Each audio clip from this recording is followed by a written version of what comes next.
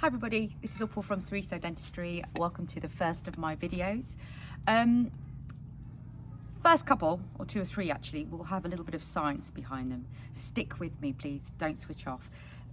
From experience with patients, I find that if I give you a little bit of science behind things, then it helps you understand how and why you can apply that into your lifestyle and how you can implement those things into your daily routine. And so with that in mind, I think we should kick off with a kingpin of our prevention rationale, and that is toothbrushing, okay? And why we toothbrush, why we use floss, interdental brushes, and why we use toothpaste, okay? I'm gonna do some further videos with things like toothpaste, but just centered around this today. So, it's all about plaque. What is plaque? It's that thin, sticky film that coats the surfaces of all our teeth, any fillings we have in our mouth, any crowns, any veneers, anything. It will stick wherever it can. And that plaque is a biofilm, which means it's made up, bio inferring that it's made up of some microorganisms, mainly bacteria, and we call it a film because it just produces that thin, sticky layer across our teeth. So its main ingredient is bacteria. It's then also made up with food particles from food items we've recently eaten, and it'll be made up of some salivary particles, bits of our saliva. And so the rationale of toothbrushing is to remove that plaque on a daily basis, and we want you to brush twice a day for 2 minutes to remove that plaque.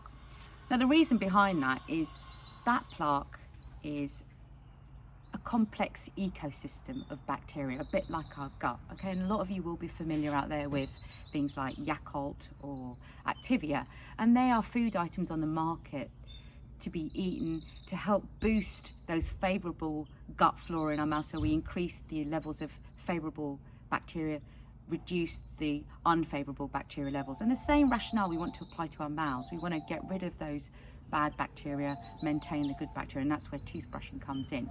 So we tell you to brush twice a day for 2 minutes, so you're constantly removing that plaque that's forming. As soon as you remove that plaque, new plaque's going to form, okay?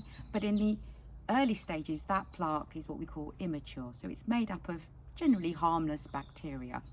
If that plaque is left in the mouth for longer than a day, then those baddies, those bad bugs start multiplying, growing, and those are the bugs that we know in the first instance will cause bad breath. Most common cause of bad breath is actually not lack of brushing, but actually brushing needing some improving, where we're leaving little pockets of plaque to stagnate in the nooks and crannies of our mouth, and in those little pockets or pools of plaque, those bad bugs are allowed to multiply and grow, and they start producing byproducts that cause a bad breath.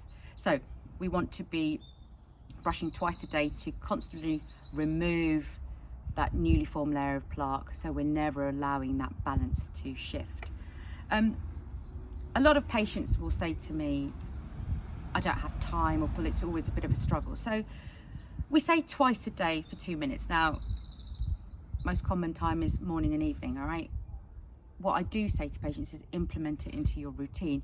And something I personally have found really difficult in lockdown, because in the early days, I found that my lack of structure to my day, my daily routine, meant that I have to confess, first couple of days, I realized I hadn't brushed my teeth until about 11 o'clock. Whereas usually I'm up out of bed and my routine will be a cup of coffee, a shower, and then brushing my teeth.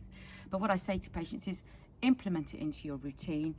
If you find that you struggle at those times, then have a toothbrush at work. When you're free at lunchtime and you've got a little bit more time, brush your teeth then. But what we want to do is try and create 2 windows in the day where you give yourself 2 minutes of uninterrupted time, I should say, to brush your teeth properly, all right?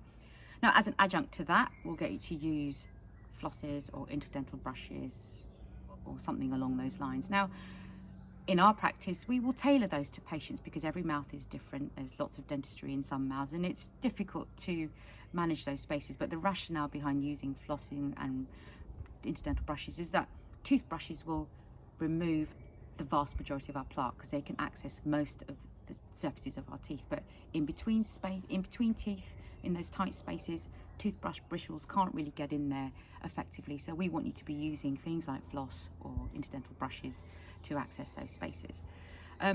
Alongside that, we'll always advise you to use toothpaste, because actually toothpaste have lots of active ingredients within them that help flush away that plaque, remove it, and also help, also I should say, slow down the rate of progression of that new plaque forming. So as I said, I'm going to do another video on toothpaste, but always use toothpaste with your toothbrush. If you find at home, and whilst you're at home, I think now is a perfect opportunity to do this, I'm just going to touch on disclosing tablets. Now, I think historically these have always been associated with children, but in our practice, if appropriate, we will disclose adults. It is there as an educational tool, and I think it's a great visual tool. And the downside of disclosing is you end up being left with a pink tongue, and it's not really the best look when you're going out to work. But at the moment, while you're at home and you're afforded the time, it's a great thing to try at home. Readily available on Amazon, so you can pick them up. So what you do is you take a tablet, you chew it, give it a good swill around the mouth, you spit it out.